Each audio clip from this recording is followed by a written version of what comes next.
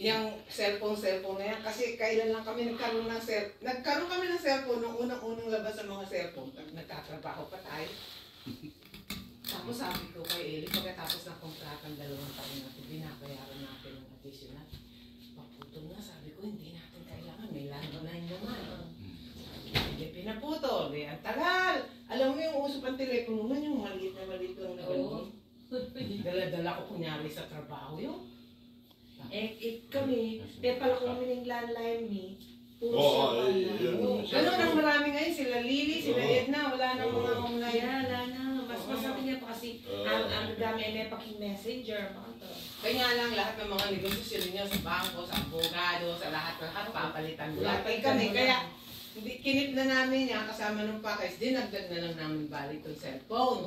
Ngayon nga hindi mo kami nagpapalagay ng data eh. Ngayon nga papunta kami ng state, sabi emergency, wala tayong koneksyon, ganito, kailangan may data. Dinagdag na naman ang bayad. Data. May data ngayon. Tapos sabi, paano ba idagdag ang mga buwisit na telepono dito sa aking cellphone? Hindi ko pa alam.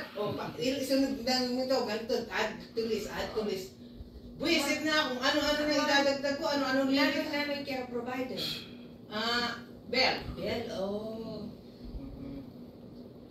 Sa phone mo, kami Fido, yung i-share kami cellphone eh. Tapos ating masanting nga promo, at papalitan kayo promo ko, Timoyo, magkano yan? Yung data na, 140 yata yung kanyang data. Maana kayo. makasabay.